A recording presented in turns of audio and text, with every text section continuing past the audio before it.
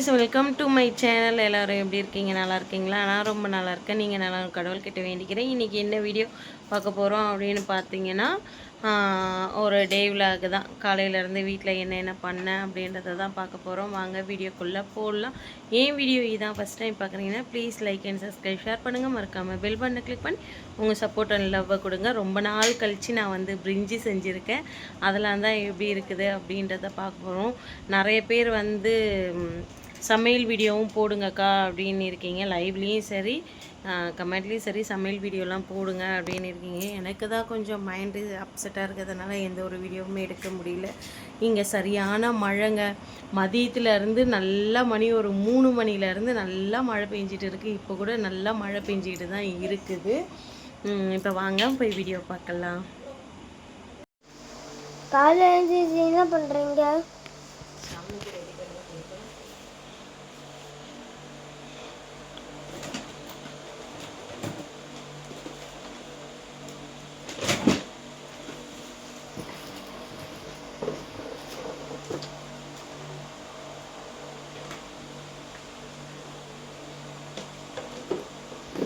ஹாய்ங்க. மார்க்கெட்டுக்கு போயிட்டு வந்தேன்னா கொஞ்சம் காய்கறிங்க வாங்கிட்டு வந்தேன். என்னென்ன வாங்கிட்டு வந்தேன்னு பார்க்கலாம்.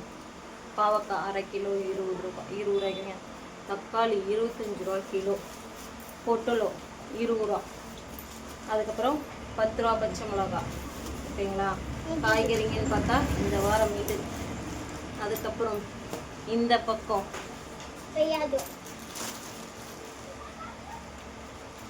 பையன் நல்லா முடி போட்டான். ஹரி சரியான வெயிலுக்கு போயிட்டு வந்ததுமே என் வீட்டில் கரண்ட் இல்லாததுக்காக சோறாக்கில் உட்காந்தியாச்சு. ஒரு எலுமிச்சம்பழம் ஃப்ரீயாக கொடுத்தாங்க. இந்த புதினா 20 ரூபா. இந்த கொத்தமல்லி 5 ரூபாய். இந்த பச்சை மிளகா 5 ரூபாய். அதுக்கப்புறம்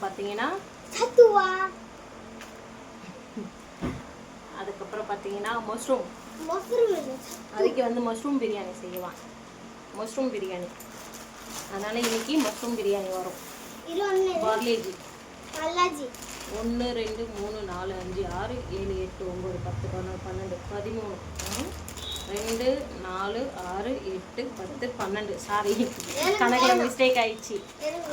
சொப்பு வரும் 12 பீஸு 100 ரூபா. வாங்கலாமா வாங்கக்கூடாதா அப்படின்றத கமெண்ட்டில் சொல்லுங்கள். ஓகேங்களா?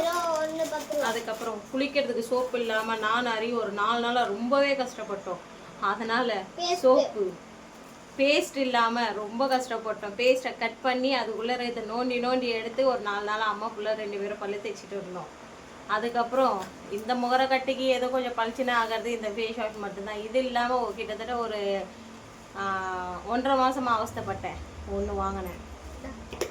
பாமாயில் ஊருக்கு போகிறதுக்கு முன்னாடி ஒரு 4 லிட்ரு வாங்கி வச்சேன். அது நேற்று தான் 1 லிட்ரு எடுத்தேன். இருந்தாலும் ஸ்டாக்கு ஒன்று வேணும்னு சொல்லிட்டு ஒன்று வாங்கிட்டு வந்திருக்கேன்.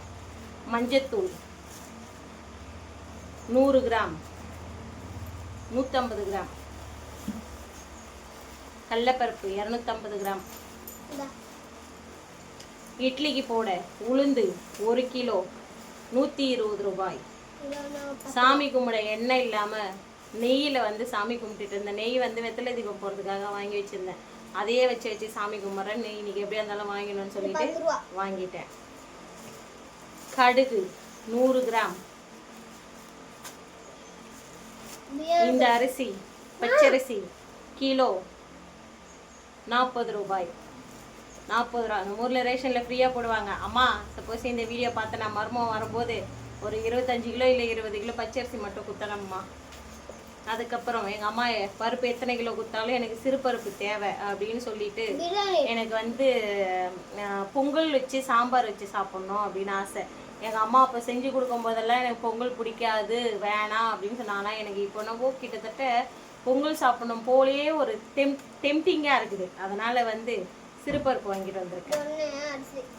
நம்ம சாரு பிரியாணி கேட்டார். பிரியாணி கேட்டாரு. அதனால பிரியாணி அரிசி 1/2 கிலோ.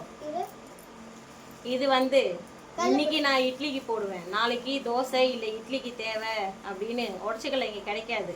அதனால வேர்க்கடலை சட்னி அரைக்கலான்னு வேர்க்கடலை பச்சை பட்டாணி. இங்கே பச்சை பட்டாணி கிடைக்கல, அதனால் காஞ்ச பட்டாணியாக வாங்கிட்டு வந்துட்டேன்.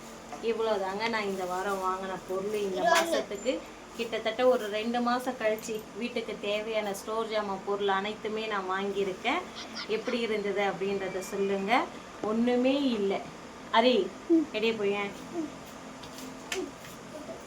1500 ரூபாய் காலி. சரிங்களா?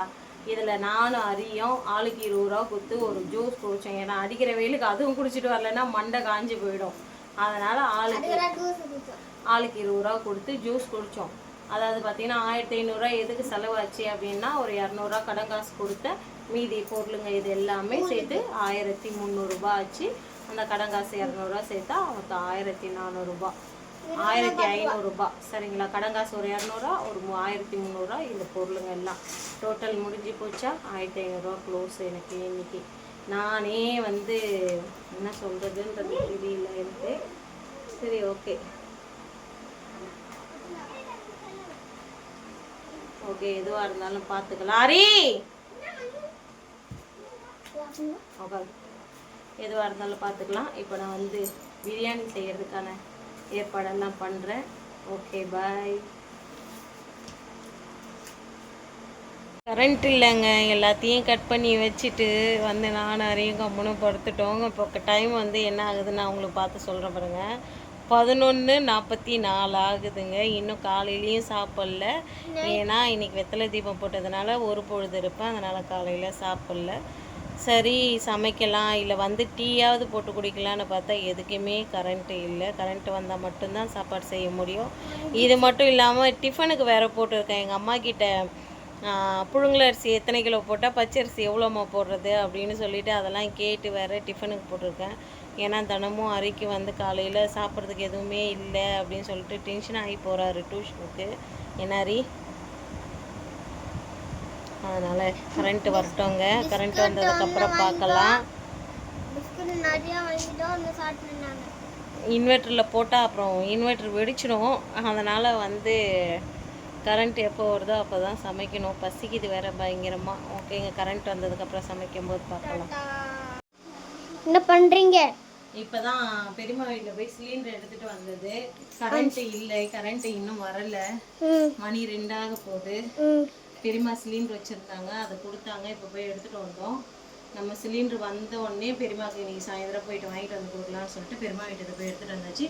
இங்கே பாருங்கள், இங்கே வாங்கலை, எல்லாமே ரெடி பண்ணி வச்சாச்சு. ஆனால் கரண்ட்டு வரல. கரண்ட்டு வரட்டும்னு வெயிட் பண்ணது, ஆனால் கரண்ட்டு வரல. போய் பெரியம்மா கிட்ட சிலிண்டர் கேட்டு வாங்கிட்டு வந்தாச்சு. இப்போ இந்த சிலிண்டர் எடுத்து அங்கே ஃபிட்டிங் பண்ணிவிட்டு டக்குன்னு அரைக்கி சீக்கிரம் குயிக்காக சமைச்சு கொடுத்துட்றேன். சமைச்சிட்டு பார்க்கலாம். தக்காளி, பச்சை மிளகா எல்லாத்தையும் போட்டு இஞ்சி பூண்டு பேஸ்ட்டெல்லாம் போட்டு வதக்கிக்கிட்டு இருக்காங்க. இந்த சமயத்தில் மஞ்சத்தூள், அதுக்கப்புறம் மிளகாத்தூள் போட்டுட்டு மஷ்ரூம் போட்டுடலாம். மஷ்ரூம் போட்டாச்சு. மஷ்ரூம் வந்து நல்லா வந்து வதங்கட்டும். இது நல்லா இதிலேருந்து தண்ணி வரணும். அந்த அளவுக்கு நல்லா வந்து சுருளில் இது வதங்கணும். அப்போ தான் நல்லாயிருக்கும். நீங்கள் நினைப்பீங்க பொய் சொல்கிறீங்க அப்படின்னு சொல்லிட்டு அங்கே பாருங்கள் ஒரு சிலிண்டர் மாட்டியாச்சா? அப்படியேங்க பாருங்கள், இது வந்து பழைய சிலிண்டர். இப்போ இதை எடுத்துகிட்டு போய் கொடுத்துட்டு தான் அன்றைக்கி புது சிலிண்டர் வாங்கிட்டு வந்து கொடுக்கணும்.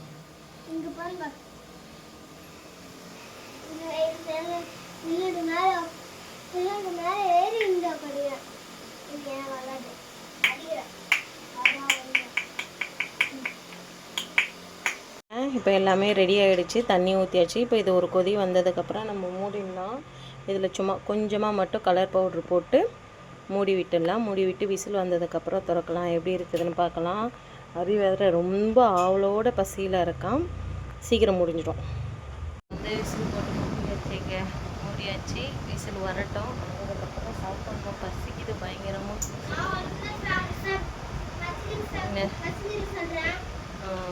கரண்ட்டு இன்னும் வரல. நாங்கள் 3 மணிக்கு தான் எப்படியும் சாப்பிடுவோன்றது தெரிஞ்சு போச்சு இன்றைக்கி.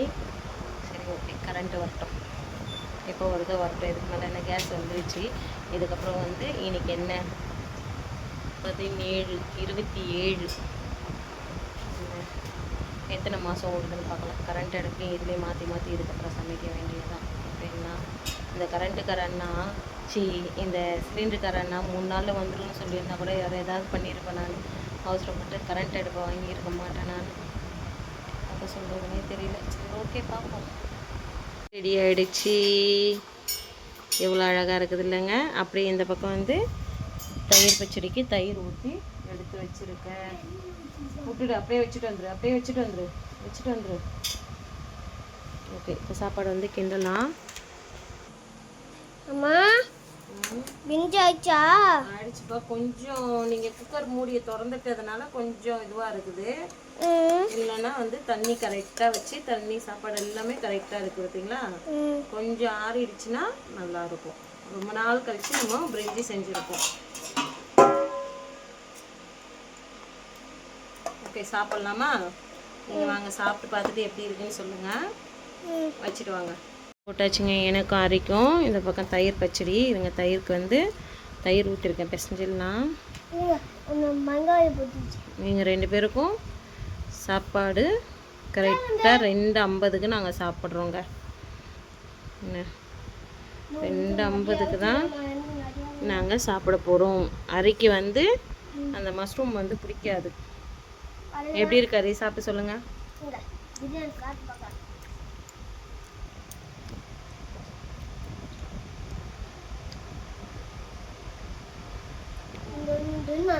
நல்லா இருக்கா?